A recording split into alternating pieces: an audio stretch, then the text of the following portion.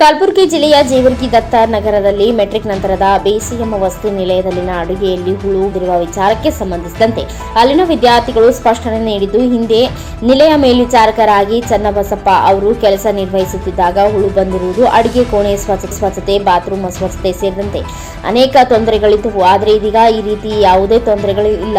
ಆದರೆ ಈಗ ನಿಲಯ ಮೇಲ್ವಿಚಾರಕರಾಗಿ ಆಗಮಿಸಿದ ಶಿವಶರಣ ಅಶೋಕ್ ಕುಂಬಾರ್ ಅವರು ಆಗಮಿಸಿದ್ದು, ಇನ್ನು ಮುಂದೆ ಯಾವುದೇ ರೀತಿಯ ತೊಂದರೆಗಳು ಬರದಂತೆ ನೋಡಿಕೊಳ್ಳುತ್ತೇನೆ ಎಂದು ಭರವಸೆ ನೀಡಿದ್ದಾರೆ. ಅದರಂತೆ ಕಾರ್ಯನಿರ್ವಹಿಸುತ್ತಾರೆ ಎಂಬ ವಿಶ್ವಾಸ ವ್ಯಕ್ತಪಡಿಸಿದರು. ಇನ್ನು ನಿಲಯ ಮೇಲ್ವಿಚಾರಕರಾದ ಶಿವಶರಣ ಅಶೋಕ್ ಕುಂಬಾರ್ ಅವರು ಮಾತನಾಡಿ, ಮಕ್ಕಳು ನನ್ನ ಮೇಲೆ ಹೆಚ್ಚಿನ ಭರವಸೆ ಇಟ್ಟಿದ್ದು, ಅದರಂತೆಯೇ ನಾನು ಕೂಡ ನೋಡಿಕೊಳ್ಳಲು ಸನ್ನದ್ಧನಾಗಿದ್ದೇನೆ ಎಂದು.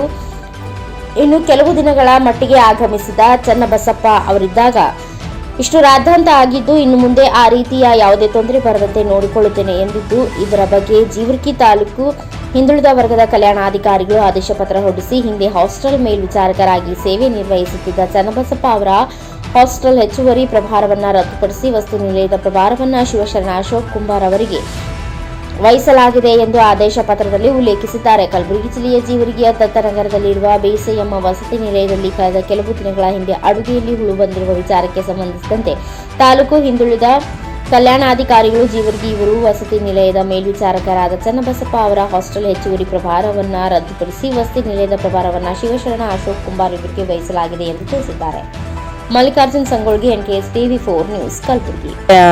ಶಿವಶರಣಪ್ಪ ಅಂತ ವಾರ್ಡನ್ ಇದ್ರಿ. ಫಸ್ಟ್ ಶಿವಶರಣಪ್ಪ ವಾರ್ಡನ್ ಅವ್ರ ತಂದೆಗೆ ತೋರಿಸ್ಬೇಕಂತ 30 ದಿನ ರಜೆ ಕೇಳಿದ್ರು. ನಾನು ಲೋಕಲ್ ಇರ್ತಾರ, ಚನ್ನಬಸಪ್ಪ ಮೇಲ್ವಿಚಾರಕರು ಲೋಕಲ್ ಹಾಸ್ಟೆಲ್ದವ್ರು ಇರ್ತಾರ, ಅವ್ರಿಗೆ 30 ದಿನ ಮಾತ್ರ ನೀವು ನೋಡ್ಕೊಂಡು ಹೋಗ್ರಿ, 30 ದಿನ ಆದ ನಂತರ ಅವ್ರಿಗೆ ಹಾಕೋಣ ಅವ್ರ ಹಾಸ್ಟೆಲ್ ಅಂತ ಹೇಳಿದ್ದೇನೆ ರೀ. ನಾನು ಹ್ಞೂ ಅಂತ ಒಪ್ಕೊಂಡಿದ್ರು. ಅವ್ರಿಗೆ ಆದೇಶ ಮಾಡೀನಿ ರೀ, 30 ದಿನ ಮಾತ್ರ ಅಂತ ಹೇಳೀನಿ ರೀ. ನಾನು ಮಾಡಿದ್ರೆ ನಾನು ರಜಾ ಹಾಕಿ ಹೋಗಿನಿ ರೀ. 1ನೇ ತಾರೀಕು ಆರಾಮಿರಲಿಲ್ಲ, ನಾನು ರಜಾ ಹಾಕಿ ಬೇರೆ ಊರಿಗೆ ಹೋಗಿನಿ, ಅವರು ಹೋಗಿಬಿಟ್ಟಾರ.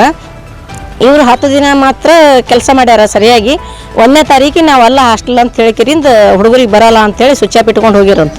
ಸ್ವಿಚ್ ಆಫ್ ಇಟ್ಕೊಂಡು ಹೋದ್ರೆ ಮಕ್ಕಳು ನಾನು ಫೋನ್ ಮಾಡಿದ್ರು. ನಾ ಬೇರೆ ಊರಾಗಿದ್ದೆ. ನಮ್ಮ ವಿಸ್ತರಣಾಧಿಕಾರಿ ಮಹೇಶ್ ಪ್ರಭಾಕರ್ ಅಂತ ನಾಯಕ ಇದ್ದರು. ಅವ್ರಿಗೆ ಹೇಳಿದ್ದೆ, ನಾವು ವಸತಿ ನಿಲಯಕ್ಕೆ ಹೋಗಿ ಭೇಟಿಯಾಗಿ ಮಕ್ಳಿಗೆ ಏನೋ ಊಟ ಉಪಹಾರ ಎಲ್ಲ ಸರಿಯಾಗಿ ನೋಡ್ಕೊಂಬರ್ರಿ, ಸೂಪರ್ಡೆಂಟ್ ಏನೋ ಹೋಗ್ಯಾನಂತ ನೋಡ್ರಿ, ಹೋಗ್ರಿ ಅಂತ ಹೇಳಿದ್ದೆ ನಾನು. ಇವರು ಹೋಗದೆ ಸ್ವಿಚ್ ಆಫ್ ಇಟ್ಕೊಂಡು ಇವ್ರು ತಮ್ಮ ರೂಮಿಗೆ ಹೋಗಿಬಿಟ್ಟಾರ. ಅವರು ಸ್ವಿಚ್ ಆಫ್ ಇಟ್ಕೊಂಡು ಮಲ್ಕೊಂಡ್ಬಿಟ್ಟಾರ. ಮಕ್ಳಿಗೆ ಊಟದ ತೊಂದರೆ ಆಗ್ಯದ ಅಂತೇಳಿ ಮಕ್ಕಳು ಈ ರೀತಿ ಗದ್ದಲ ಮಾಡಿ ತಹಸೀಲ್ದಾರ್ಗೆ ಅವರಿಗೆ ಹೇಳ್ಯಾರಂತ ಲೋಕಲ್. ಆದ್ರೆ ತಹಸೀಲ್ದಾರ್ ಸಾಹೇಬರು ಬಂದು ಮತ್ತೆ ವಸತಿ ನಿಲಯಕ್ಕೆ ಕರ್ಕೊಂಡೋಗಿ ಮಕ್ಕಳಿಗೆ ಊಟ ಉಪಹಾರ ಮಾಡಿಸಿ ತಾವು ಸಮಸ್ಯೆ ಸರಿಪಡಿಸಿ ಹೋಗಿದ್ರು.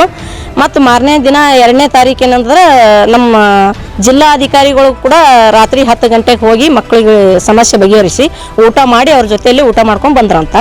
ಬೆಳಗ್ಗೆ ಮತ್ತು 2ನೇ ತಾರೀಕು ಮತ್ತು ಜಿಲ್ಲಾಧಿಕಾರಿಗಳಿಗೆ ಪುನಃ ಭೇಟಿ ಕೊಟ್ಟು ವಸತಿ ನಿಲಯದ ವಿದ್ಯಾರ್ಥಿಗಳಿಗೆ ಏನೇನು ಬೇಕು ಅಂತ ಅವರು ಬೇಡಿಕೆಗಳನ್ನು ಕೇಳಿಕೊಂಡು ಮೂಲಭೂತ ಸೌಕರ್ಯಕ್ಕೆ ಲಿಸ್ಟ್ ಮಾಡಿಕೊಂಡು ಕೊಡಿಸ್ತೀನಪ್ಪ ಸರಿ ಅಂಥೇಳಿ. ನಿಮ್ಮ ತಾಲೂಕು ಆಫೀಸರ್ ಊರಾಗಿಲ್ಲ, ರಜೆ ಮೇಲೆ ಹೋಗ್ಯಾರ ಅಂತೇಳಿ ಮಕ್ಕಳಿಗೆ ಸಮಾಧಾನ ಹೇಳಿ ಈ ರೀತಿ ಬಂದಾರ. ಅಲ್ಲಿ ಏನು ಅಂತ ತೊಂದರೆ ಇಲ್ಲ ರೀ. ಆವಾಗ ಬಂದಂಥ ವಾರ್ಡನ್ ಅವರು ನಮ್ಮ ಕರೆಗೆ ಯಾವುದೇ ರೀತಿ ಹೋಗ್ಬಿಡ್ತಿರಲ್ಲ ಸರ್. ಹಂಗಾಗಿ ಅವ್ರಿಗೆ ನಾವು ಯಾವುದೇ ರೀತಿ ಸಮಸ್ಯೆಗಳು ಹೇಳಿದ್ರು ಒಟ್ಟೆ ನಮ್ಮ ಸಮಸ್ಯೆಗಳನ್ನು ಏನು ಸ್ಪಂದನೆ ಮಾಡ್ತಿರಲ್ಲ ಸರ್. ಅದೇ ರೀತಿ ಈಗ ಬಂದಿರತಕ್ಕಂಥ ವಾರ್ಡನ್ ಅವರು ನಮ್ಮ ಸಮಸ್ಯೆಗಳನ್ನು ಎಲ್ಲನೂ ಹೋಗ್ಬಿಡ್ತಿದ್ದಾರೆ. ಹಿಂದೆ ಆದ ತರಗತಿ ಹಿಂದೆ ಆದಂಥ ಮತ್ತೆ ನೆಕ್ಸ್ಟ್ ಆಗಲ್ಲಂತ ಸರ್ ಹೇಳಿದ್ದಾರೆ. ಇವರು ಇದ್ದರೆ ಈ ಥರ ಆಗಲ್ಲಂತ ಆರ್ಡರ್ ಹಾಕಿದ್ದು ಅವರು ಸುಮಾರು ಒಂದು 20ನೇ ತಾರೀಕು ಸೆಪ್ಟೆಂಬರ್ 20ರಿಂದ ಅಕ್ಟೋಬರ್ 20 ತನಕ ಮಾಡ್ಬೋದಾಗಿತ್ತು. ಕೇವಲ 10 ದಿನಗಳಲ್ಲಿ 1ನೇ ತಾರೀಕು ನೈಟು ಅವರು ಯಾವುದೇ ಫೋನ್ ಸ್ವಿಚ್ ಆಫ್ ಇಟ್ಕೊಂಡು ವಿದ್ಯಾರ್ಥಿಗಳಿಗೆ ಯಾವುದೇ ರೇಷನ್ ಕೊಡದೆ ಉಪವಾಸ ಇದು ಮಾಡಿದ್ರು. ಹೀಗಾಗಿ ಎಲ್ಲ ವಿದ್ಯಾರ್ಥಿಗಳು ಏನು ಮಾಡಿದ್ರು, ತಹಸೀಲ್ ಆಫೀಸ ಸ್ಟೇಷನ್ ಆ ಕಡೆ ಇದು ಆ ಸಂಬಂಧ ಇದು ಇಷ್ಟೆಲ್ಲ ಮೀಡಿಯಾದಾಗ ಬರಲ್ಲ ಕಾರಣ ಅದೊಂದು ಉದ್ದೇಶ. ಬರೀ ಒಂದು ಕಾಲ್ ನನಗೆ ಹಿಂಗೆ ಈ ಥರ ರೇಷನ್ನಿಂದ ಇದು ಮಾಡೋದಾಗಲ್ಲ, ಹಾಸ್ಟೆಲ್ ಮಾಡೋದಾಗಲ್ಲ ಅಂತ ನನಗೆ ಫೋನ್ ಮಾಡಿದ್ರೆ ನಾ ಎಲ್ಲ ರೇಷನ್ ಕೊಟ್ಟು ಇವ್ರಿಗೆ ಇದು ಮಾಡಿಸ್ತಿದ್ದೆ. ನನಗೂ ಕಾಲ್ ಮಾಡಲಿಲ್ಲ, ಯಾರಿಗೂ ರೆಸ್ಪಾನ್ಸ್ ಮಾಡಲಿಲ್ಲ.